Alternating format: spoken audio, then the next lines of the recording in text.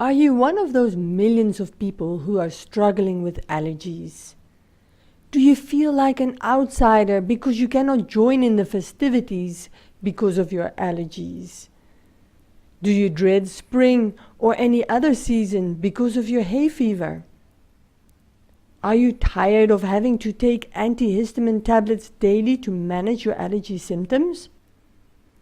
Would you like to find a drug-free permanent solution without having to avoid foods and other allergens?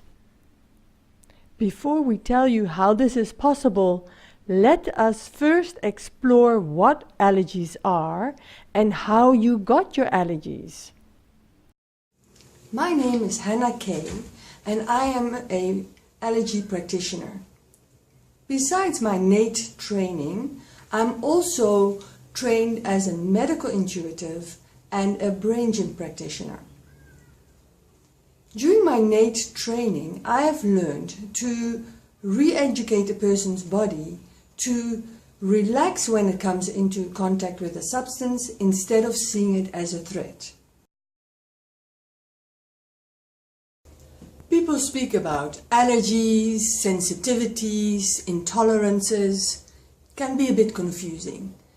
Within NAET and within this video, I'm going to speak about an allergy as soon as the body has an overreaction when it comes into contact with a substance. So your allergy can range anything from a mild sensitivity on the one hand to anaphylactic shock on the other hand, where you die because you've come into contact with an allergen. The challenge with allergies is that you have such a wide range of allergic reactions that we often don't even realize that what we are experiencing is triggered by an allergy. We have the obvious allergic reactions like your hay fever, your rashes, your welts on the skin. With your digestive system, you could have problems with diarrhea or constipation or abdominal bloating. Then we have many not so obvious allergy symptoms.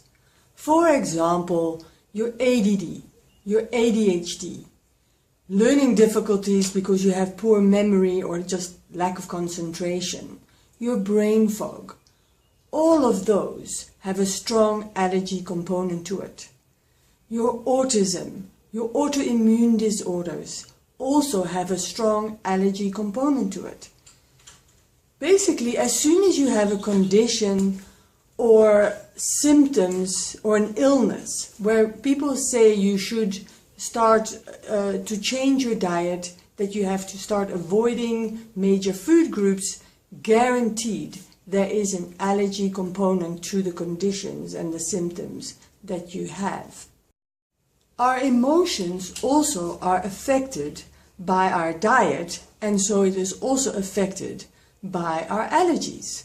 For example, symptoms of allergies can be aggression, anxiety, your bipolar, depression. All of those can have a strong allergy component to it.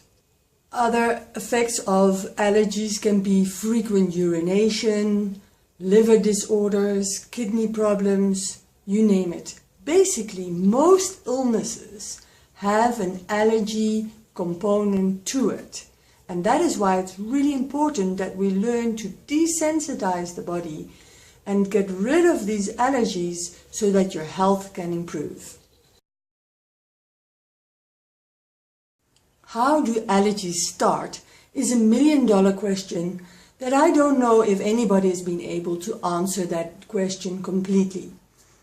There is a theory that I've come across that makes a lot of sense to me, and it goes as follows.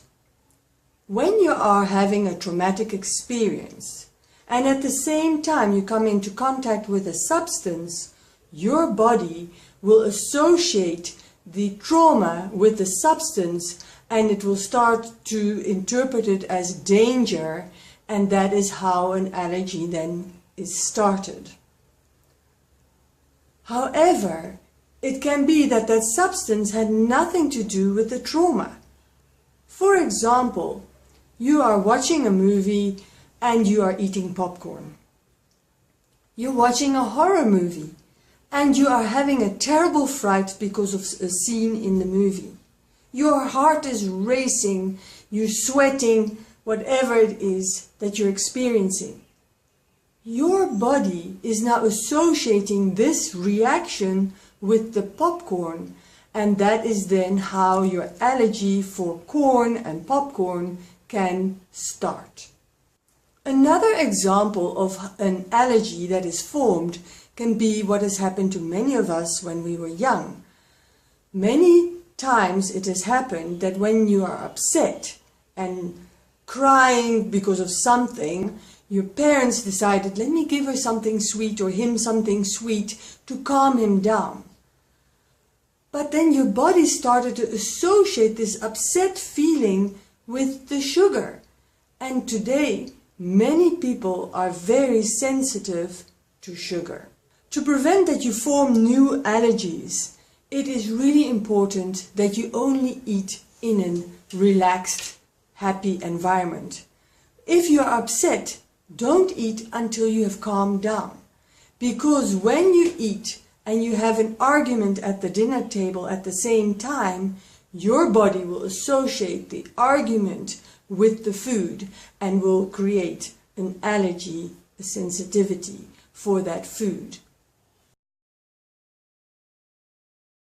We've now talked about how allergies can start in your own life, but we have also inherited allergies.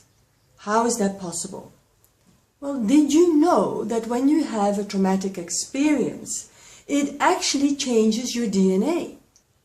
Now, this changed DNA is passed on from generation to generation. That is how we evolve as a species, but we want to improve as a species. So when you desensitize for an allergy, you also change your DNA, and then you can prevent future generations from being allergic to the same allergens as you were allergic for. It is a theory that your DNA changes when you are desensitized for an allergen. And this theory is based on the observation that when an adult is desensitized for allergens before they have children, then their children and their grandchildren do not have those same allergies as they had as an adult. We trust that this video was informative. Did you realize before watching this video how many diseases and disorders have an allergy component to them? In the next video, we're going to talk about stress. Medical doctors admit that 90% of illnesses are caused by stress. Have you noticed that stress aggravates your allergies too? How high is the stress level in your life currently?